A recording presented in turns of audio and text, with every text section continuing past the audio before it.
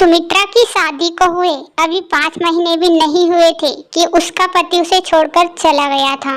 इस बात को लेकर सुमित्रा हमेशा चिंता में रहती थी। उसके घर का गुजारा भी मुश्किल से ही चल पा रहा था। पता नहीं मेरे पति कब आएंगे, वहाँ पता नहीं मुझे छोड़कर क्यों चले गए। सुमित्रा हमेशा अपने पति को याद करती रहती थी।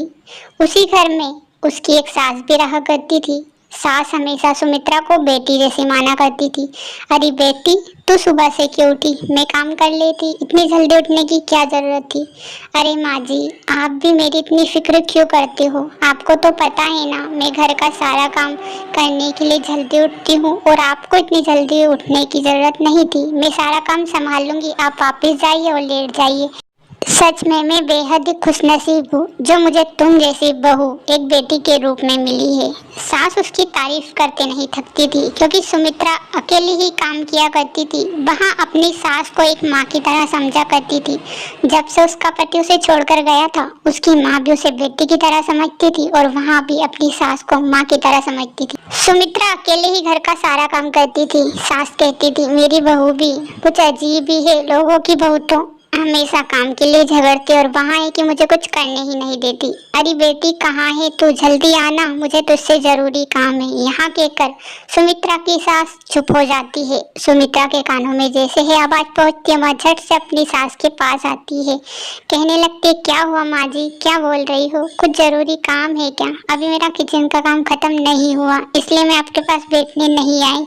क्या हुआ? अरे बेटी, क्या बताऊं, मेरी दोस्त आने वाली है, उसके लिए चाय नाश्ते का इंतजाम कर देना और मुझे बोल दे थोड़ा बहुत मैं भी तेरी मदद कर देती हूँ। तो मुझे कुछ करने ही नहीं देती। आपको करने की क्या जरूरत है माँ जी, जब तक कि मैं हूँ मैं सारा काम संभाल लूंगी। आप तो आराम करिए, आपकी दोस्त नहीं आएगी ना, उसके पहले मैं उसके लिए अच्छा सा बर्गर बनाकर तैयार करती हूँ।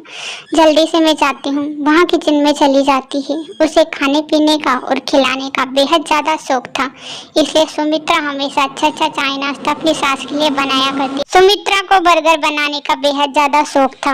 वहाँ बर्गर बनाने लगती है और इतने में सुमित्रा की सास की दोस्त आ जाती है। जैसे ही वहाँ घर में आती है, उसे बहुत ही शानदार बर्गर की खुशबू आने लगती है, जिसे सोचकर वहाँ मन ही मन खुश होने लगती है कि उसे बहुत अच्छा खाना खाने को मिलेगा। अंदर पहुँचते ही सुमित्रा उसकी बहू दोनों आपस में बातें कर रही थी। पास में ही बर्गर रखा हुआ था। सुमित्रा की सास कह रही थी, सुमित्रा बेटी, तू भी जा नाश्ता कर ले, मैं अपनी दोस्त से बातें करती हूँ। इतने में सारा काम खत्म करके तू भी आ जाना। ठीक है माँ जी, आप दोनों अच्छे से नाश्ता करिए और बातें करिए, और हाँ, कुछ जरूरत हो तो मुझे जरूर आवाज़ दीजिएगा। आप यहाँ पर नहीं आएगा, सिर्फ एक आवाज़ देने पर मैं आपके पास आ जाऊंगी। मुझे तो पता है तेरी आदत, तुझे आवाज़ देने की भी कहाँ जरूरत पड़ती है। तू तो मेरे बिन बुलाए आ जाती है। बहुत किस्मत वाली हूँ जो तेरी जैसी बहू मुझे मिली है। अब बस भी करिए माँ जी, तारीफें करना। अपनी दोस्त से भी बातें कर लीजिए, मैं अभी किचन का काम खत्म करके आती हूँ।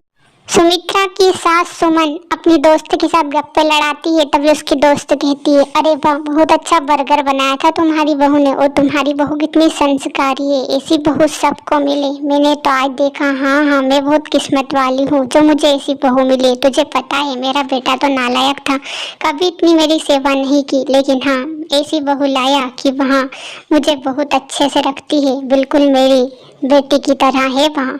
यहाँ सारी बातें दोनों करती है। तभी सुमित्रा की सास की दोस्त कहती है कि तुम्हारी बहू को तो एक अच्छा सा बर्गर का शॉप खोल लेना चाहिए। अरे हमें क्या जरूरत उसकी, यहाँ कहकर सास टाल देती है। सुमित्रा की सास की दोस्त घर से निकल ही रही थी कि अचानक उसे सुमित्रा दिखाई देती है। तभी वह सुमित्रा से कहती है, अरे वाह, तुमने बहुत अच्छा बर्गर बनाया था। तुम्हें पता है मार्केट से भी अच्छा बर्गर लग रहा था।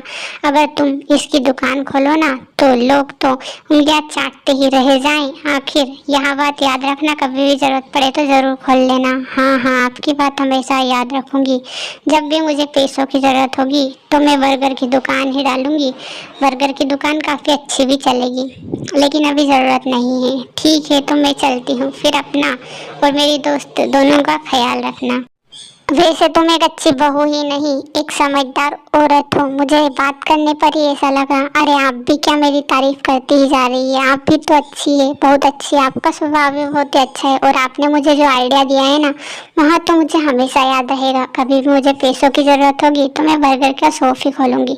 समय बीतता चला जाता है। एक दिन की बात है जब सुमित्रा की सास सुमन बेहद ज्यादा बीमार हो जाती है। डॉक्टर कहते हैं आपकी सासू माँ को बहुत ज्यादा पैसों की जरूरत पड़ेगी, उनका ऑपरेशन होगा, उसके बाद ही वहाँ ठीक हो सकती है। इसके लिए आपको कुछ ज़्यादा ही पैसे की ज़रूरत पड़ेगी। अगर आपके पास हो तो अभी बोल दीजिए। नहीं डॉक्टर साहब, हमारे पास अभी तो पैसे नहीं हैं। अगर आप उधार ऑपरेशन कर दो तो। इतने में डॉक्टर वहाँ से चला जाता है। यह बात सुमित्रा को अच्छी नहीं लगती। उसे पैसों की बहुत ज़्यादा ज़रूरत थी, इसलिए वहाँ काफ़ी समस्या में थी। उसे कुछ समझ नहीं आ रहा था कि अब वहाँ पैसे लाए तो लाए कैसे, क्योंकि उसका एकमात्र सहारा उसकी सास ही थी। उसके साथ ही उसकी जिंदगी गुजर रही थी। सुमित्रा कहती है मुझे कैसे भी करके कुछ भी करना होगा, लेकिन मेरी सासू माँ का ऑपरेशन करवाना होगा। मेरा एकमात्र सहारा वही है। क्यों ना मैं बर्गर की दुकान खोल लेती हूँ। वैसे भी उनकी सहेली मुझे अच्छी राय देकर गई थी। सुमित्रा को वह राय पसंद आ जाती है। समय बीतता चला जाता है। थोड़े पैसे इकट्ठे करके सच में सुमित्रा दूसरे ही दिन एक अच्छा सा बर्गर का स्टॉल खोल लेती है और अपने घर के बाहर ही बर्गर बेचने लगती है।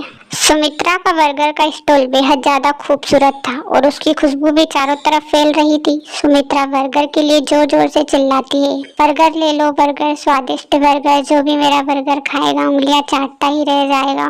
बर्गर ले लो, बर्गर, जोर जोर से सुमित्रा चिल्ला रही थी। आसपास आवाजें गूंज रही थी।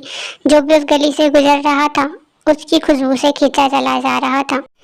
बर्गर की खुशबू सबकी नाक तक पहुंच चुकी थी। सभी लोग उसी स्टॉल की तरफ देख रहे थे। अरे वाह, क्या महक है उसके बर्गर की। एक बार ट्राई कर कर तो हमें जरूर देखना चाहिए। चलो हम दोनों ही बर्गर खाने चलते हैं। वैसे भी पहली बार तुम मेरे साथ घूमने आई हो।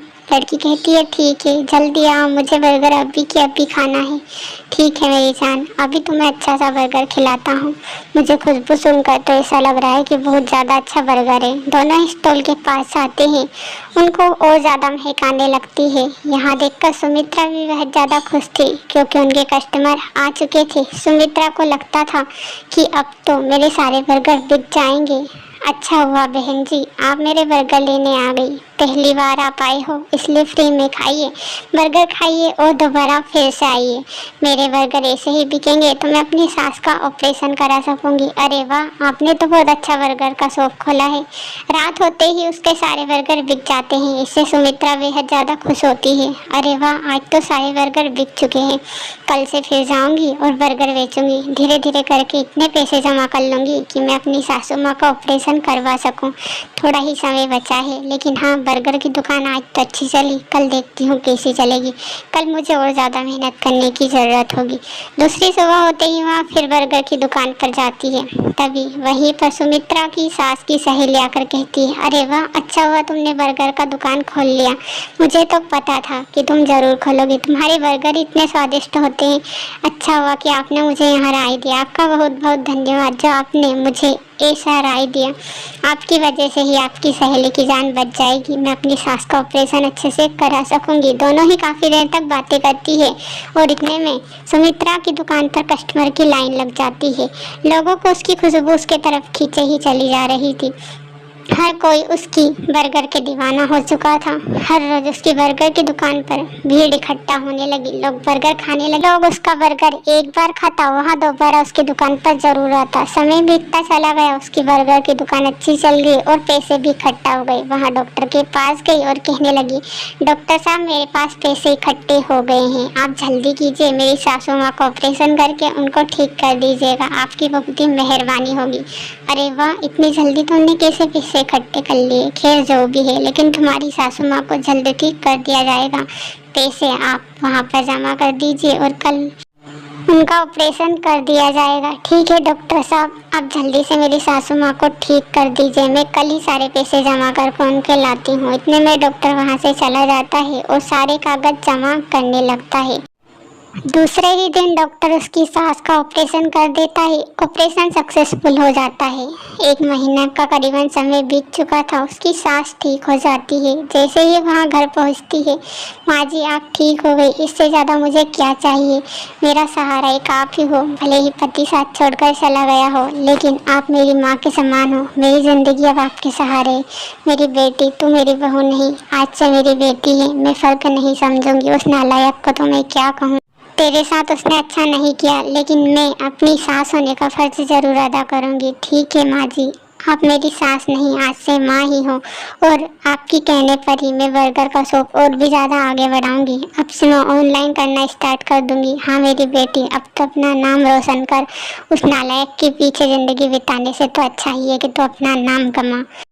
अब से सुमित्रा बाहर स्टॉल लगाकर खड़ी नहीं होती थी, बल्कि जिसको भी बर्गर लेने आना था वहाँ उसके घर पर ही ऑर्डर देकर जाया करता था और सुमित्रा उसका बर्गर तैयार कर देती थी। लोगों की भीड़ इकट्ठा उसके घर पर होने लगी।